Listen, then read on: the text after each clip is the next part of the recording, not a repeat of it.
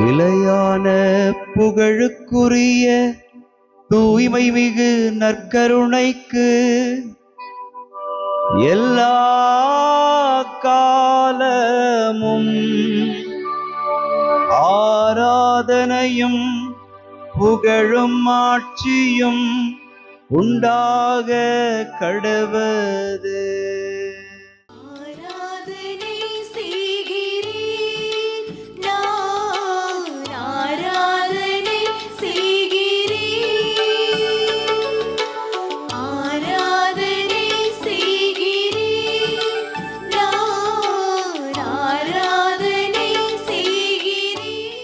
ஆண்டவருக்குள் பிரியமான சகோதர சகோதரிகளே, இன்று டிசம்பர் மாதம் 17ஆம் தேதி செவ்வாய்க்கிழமை. ஆண்டவருடைய வார்த்தை நமக்கு உறுதியாய் உரைக்கிறது. யூதாவை விட்டு செங்கோல் நீங்காது என்கிற ஒரு தொடக்க நூலின் வார்த்தைகள் நம்மை ஆழமான ஒரு நம்பிக்கைக்குள் அழைத்து செல்கிறது. ஆண்டவர் தெரிந்தெடுத்த இந்த கத்தோலிக்க திரு அவையிலிருந்து அவருடைய நீதியை வெளிப்படுத்துகிற செங்கோல் ஒரு நாளும் விலகாது என்கிற அந்த ஒரு வார்த்தையை நாம் உணர்ந்து கொள்ள முடிகிறது.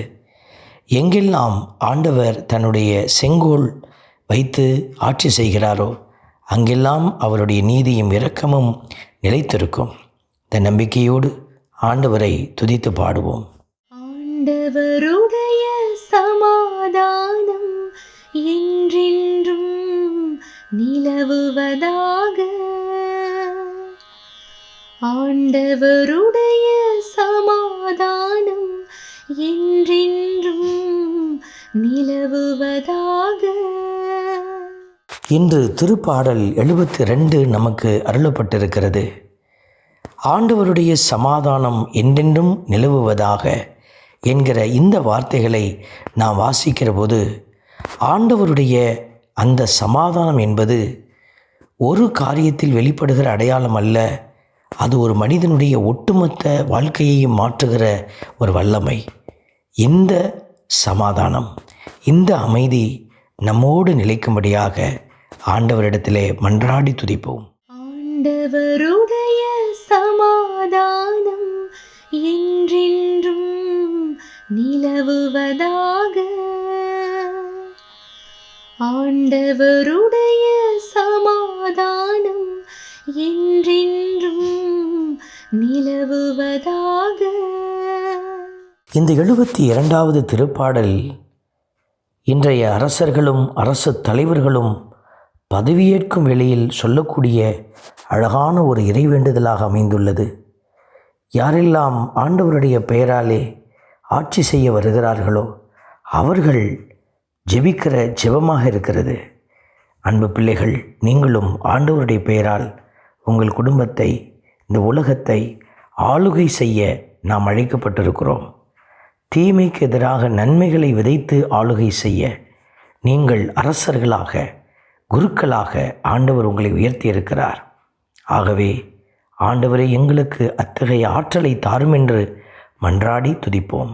ஆண்டவருடைய சமாதானம் என்றென்றும் நிலவுவதாக.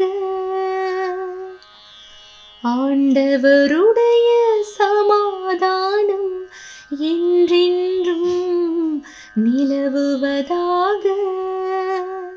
ஆண்டவருடைய வார்த்தை சொல்லுகிற ஒரு உண்மை, ஒரு கடலிலிருந்து அடுத்த கடல் வரைக்கும் அவர் ஆட்சி செலுத்துவார். அப்படி என்றால் இந்த உலகம் முழுவதும் கடலால் இணைக்கப்பட்டிருக்கிறது. அந்த கடலினுடைய அடையாளம் நமக்கு உரைக்கிற செய்தி, கடவுள் உலகம் முழுமைக்குமான ஒரு அடையாளம்.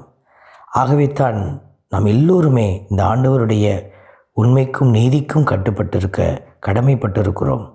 ஆகவே நான் நிற்கிற இடத்தில் இந்த தெய்வத்தை நீதியோடு மகிமைப்படுத்த, இரக்கத்தோடு மகிமைப்படுத்த மன்றாடுவோம். ஆண்டவருடைய சமாதானம் என்றென்றும் நிலவுவதாக. ஆண்டவருடைய சமாதானம் என்றென்றும் நிலவுவதாக. அன்பின் பரமபிதாவே, நன்றியோடு மை துதிக்கிறோம், மை ஸ்தோத்தரிக்கிறோம், மை ஆராதிக்கிறோம். கதிரவன் உள்ளவரையில் அவர் பெயர் நிலைப்பதாக என்கிற வார்த்தையின்படியாக நாங்கள் வாழுகிற இடம் எந்த இடத்தில் இருந்தாலும் ஆண்டவரே உமக்கு சான்று பகர்ந்து நீதியோடு உம்முடைய மாட்சி கதிரவனைப் போல விளங்க நாங்களும் முயற்சி செய்ய எங்களை பலப்படுத்தும். ஆமென். நாம் வல்ல இறைவன் தந்தை, மகன், தூய ஆவியார் உங்களையும் உங்கள் குடும்பத்தையும் நிறைவாய் ஆசீர்வதிப்பாராக. ஆமென்.